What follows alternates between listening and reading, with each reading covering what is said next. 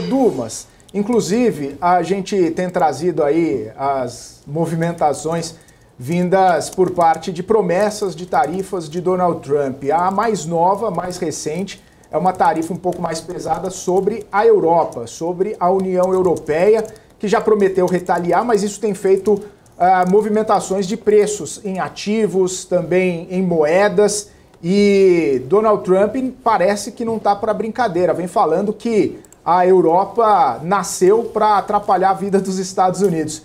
Como é que você vê essa rixa ou essa beligerância de Donald Trump com a Europa, as respostas e também, evidentemente, os impactos que a gente pode ver aí nas moedas, principalmente em euro, em dólar e como que esse cenário aí está mexendo com os investidores também?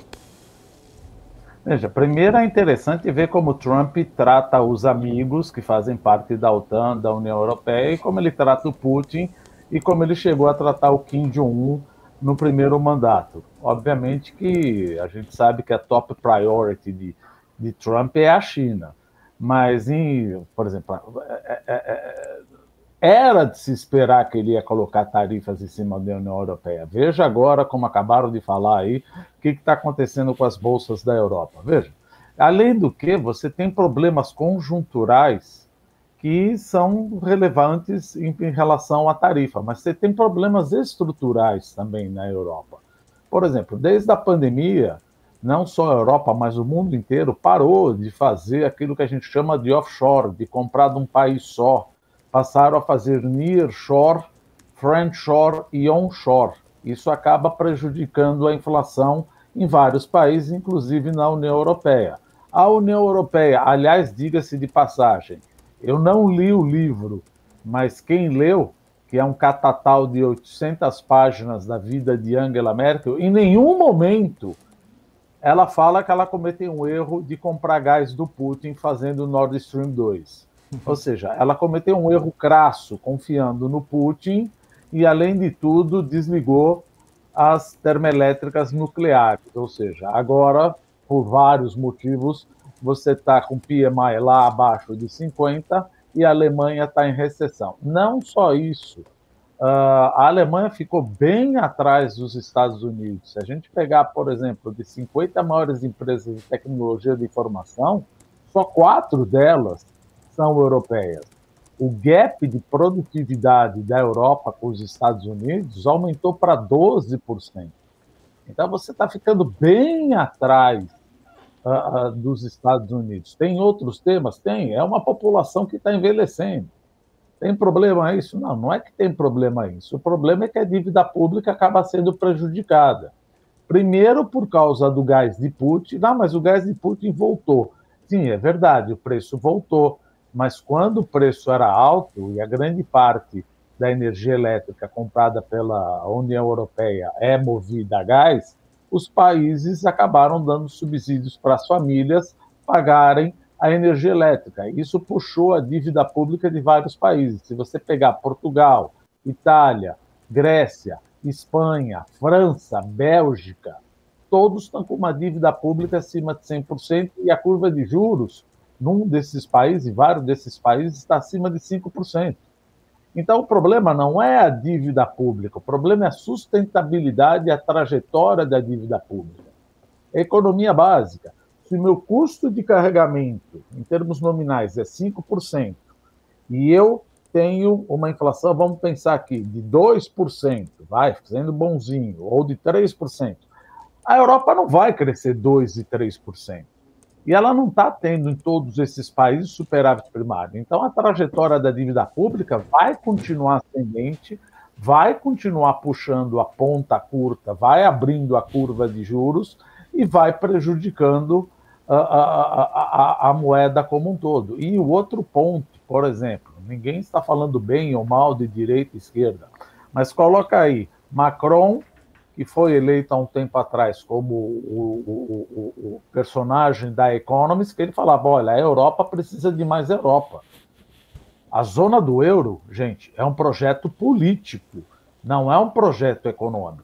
Tanto isso é verdade que veja o que aconteceu em 1992, quando o Jorge Soros atacou a libra esterlina, que teve um choque macroeconômico assimétrico. A reunificação alemã fez com que o Bundesbank subisse a taxa de juros, mas a Inglaterra estava em recessão e o John Major não conseguiu subir juros, e o Jorge Soros vendeu libra esterlina descoberto e ganhou 1 bilhão de libras ou 1 bilhão de dólares, não sei qual é a moeda. Isso mostra que não era a hora de você unificar o país. Mas com a reunificação alemã, tanto Helmut Kohl quanto François Mitterrand, nas conversações, François Mitterrand estava assustado com uma Europa unificada e falou, vamos acelerar o processo de unificação monetária. Helmut Kohl falou, eu nunca fui tão europeu. E eu não acho que seria o momento de nós unificarmos a nossa moeda, isso discussão em 91, lá para 1998, e como a gente viu acontecer em 1999. Entra a parte da direita, Giorgia Meloni, Marine Le Pen, alternativa para a Alemanha. Não estou entrando no aspecto de imigrantes, que isso também não é minha especialidade, não vou entrar nesse ponto. Mas vários desses líderes, eles são contra a União Europeia. Ora, se vocês são contra a União Europeia, vocês são contra a zona do euro. Ah, mas não dá para desmanchar, inclusive tive uma discussão ontem em classe, falando, mas não dá para voltar como era antes? Como é que eu vou ter agora um novo Greek Drachma? Como é que eu vou ter uma nova peseta espanhola? Como é que eu vou ter um novo franco francês? Como é que eu vou ter uma nova lira italiana? Como é que eu vou ter um novo Deutschmark? Como é que essas moedas, tirando o Deutschmark, vão nascer? Como é que vai ser o Banco Central da Grécia? Ou seja, essas moedas vão nascer absurdamente depreciadas. E vamos ter uma guerra cambial entre a Europa, como aconteceu em 1933, depois que os Estados Unidos estabeleceram o Smoot-Hawley Act, impondo tarifas pesadas na Europa, e os países europeus entraram em guerra cambial. Some-se a isso o Tratado de Versalhes, a inflação subiu na Alemanha e pavimentou a subida de quem? Pavimentou justamente a subida de Hitler. Deus me livre, ninguém está falando que vai ter um novo Hitler, não é isso. Mas é um projeto político. Ninguém está dizendo que você não deveria atravessar essa ponte, só que atravessaram a ponte muito cedo. São economias diferentes, que uma política monetária não serve para todo mundo. É como a música do Hotel Califórnia. Você pode fazer o check-in a qualquer momento, mas o check-out você não faz mais. Não dá para desmanchar mais a zona do euro.